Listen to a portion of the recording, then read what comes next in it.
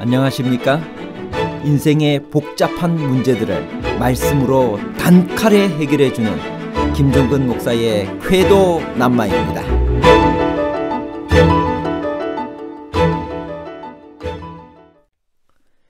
바울이 말한 연보의 올바른 자세와 기본 원리는 인색함이나 억지로 해야 하나요? 아니면 즐겨 드리는 자세인가요?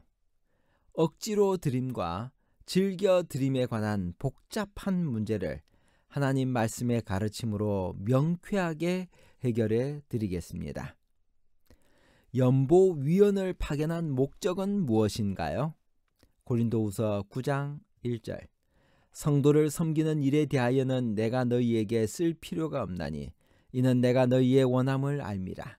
내가 너희를 위하여 마게도냐인들에게 아가야에서는 1년 전부터 준비하였다는 것을 자랑하였는데 과연 너희의 열심이 퍽 많은 사람들을 분발하게 하였느니라. 고린도후서 8장 1절에서 시작된 내용의 흐름이 끊기지 않고 계속됩니다.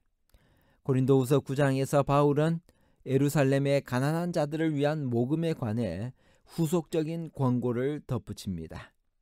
그 주제를 필요 이상으로 길게 말한다고 고린도 교인들이 생각할까 염려한 바울은 모금에 관해 그렇게 길게 편지를 쓰는 이유를 설명합니다. 1년 전에 세웠던 그들의 계획은 고린도 교인들 사이에 일어난 불화와 파당을 짓는 정신 때문에 중단됐습니다. 그러는 동안 유사한 방법으로 헌신하도록 마게도냐의 교회들에 장려하려 했던 바울은 그 사업에 참여한 고린도 교인들 본래의 자발성을 지적했습니다. 고린도 신자들이 계속 지체하여 모금을 완결하지 못한다면 마게도냐 교인들에게는 바울이 고린도 교인들을 자랑했던 일이 사실무근인 것처럼 보일 것이었습니다. 2절은 즉시 모금을 추진하려는 그들의 자발성을 확신하면서도 그들을 그렇게 하도록 고무시켜 자신의 확신이 옹호되도록 하는 능숙하고 정중한 화법입니다. 이 서신을 쓰던 당시에 바울은 고린도로 가는 중이었습니다. 불과 몇 주일 안에 그는 고린도 교인들을 대면하고 그들과 함께 겨울을 지낼 것이었습니다. 마게도냐 신자들 중 몇 사람이 분명히 그와 동행하도록 이미 계획됐을 것입니다. 신자들이 이 도성에서 저 도성으로 그를 수행했던 적이 자주 있었습니다. 마게도냐 교인 대표들이 도착할 때 고린도 교인들이 아직 준비가 되어 있지 못하다면 그것은 모든 사람에게 바울과 마게도냐 교인들은 물론 고린도 교인들 스스로에게도 난처한 상황이 될 것이었습니다. 바울은 그들의 성공을 보장해 주기 위해 모든 일을 다했습니다. 그는 모금 사업을 철저하게 조직하고 계획했습니다. 그는 마게도냐 교인들에게 장려하기 위해 고린도 교인들의 열성과 관심을 지적했습니다. 그는 이제 더 자세한 교훈을 편지로 그들에게 보낸 것이었습니다. 그리고 마침내 그 계획을 마무리 짓는 일에 고린도 교인들을 돕도록 대표를 3명 파견했습니다. 이렇게 했는데도 실패한다면 불명예와 굴욕을 초래할 것이었습니다. 고린도후서 9장 5절에서 바울은 자신이 도착하기 전에 모금이 완료되어야 할 중요성을 강조합니다. 분명히 그는 그 사업의 완수가 지연되지 않을까 염려했을 것입니다. 2절에서 그의 기술적이고도 현명하며 확고한 요구는 절정에 이릅니다. 단순히 돈이나 가난한 자들의 궁핍이 문제가 아니었습니다. 문제는 고린도 교인들의 정신과 품성, 즉 그리스도인의 성숙도였습니다. 진정한 베품은 곧 영혼의 행동입니다. 베품으로 사람 안에 있는 고상한 인격이 일깨워집니다. 베품으로 이기심의 유욕이 십자가에 못 박힙니다. 또한 베푸는 자는 비열한 동기에서 벗어나 정결하고 순결해집니다. 그것은 행복과 정신건강에 이르는 주요 통로 중 하나입니다.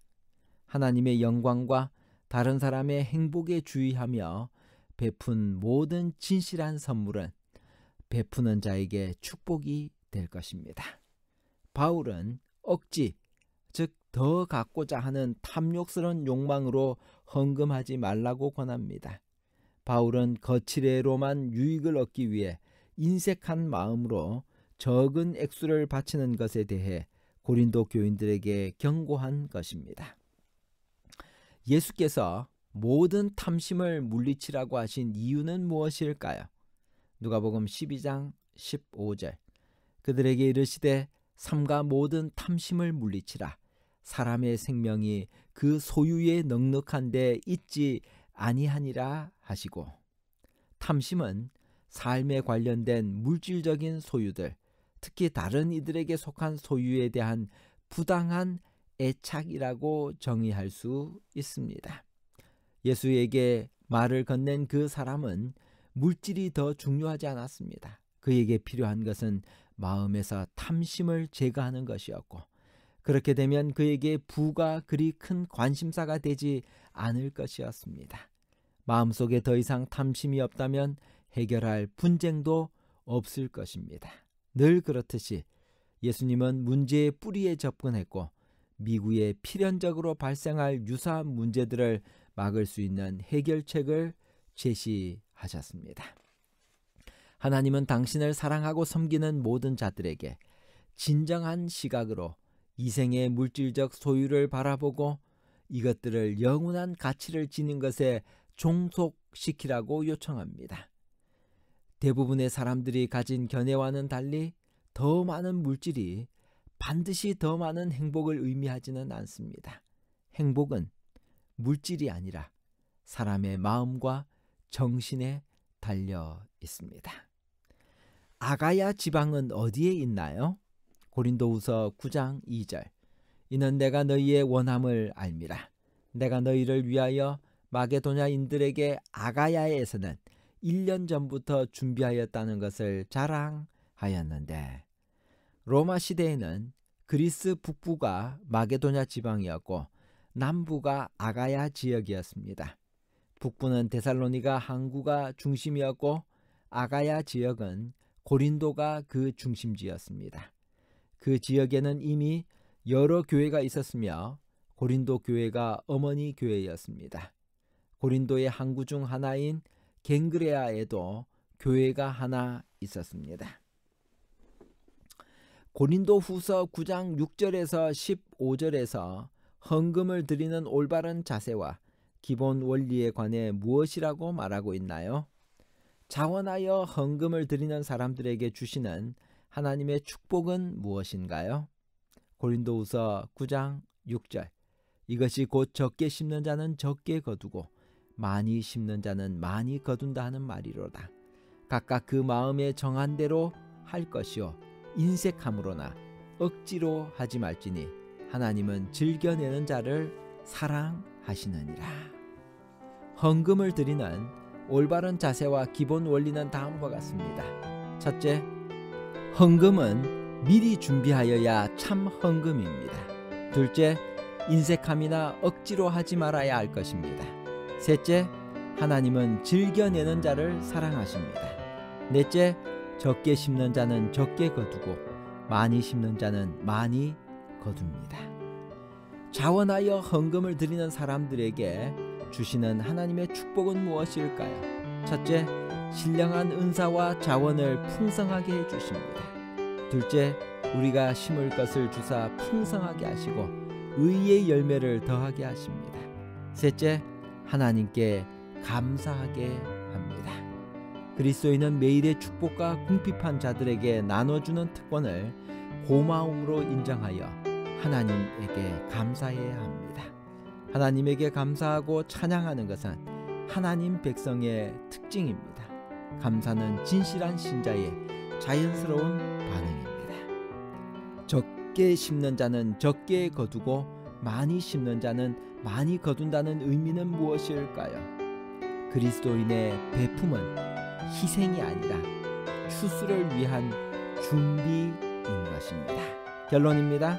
첫째, 바울이 말한 연보의 올바른 자세와 기본 원리는 인색함이나 억지로 하는 것이 아니라 즐겨 드리는 자세로 해야 합니다.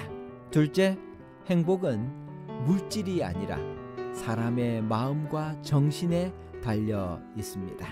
셋째, 그리스도인의 베품은 희생이 아니라 추수를 위한 준비입니다. 고린도후서 9장 6절, 이것이 곧 적게 심는 자는 적게 거두고 많이 심는 자는 많이 거둔다 하는 말이로다. 감사합니다.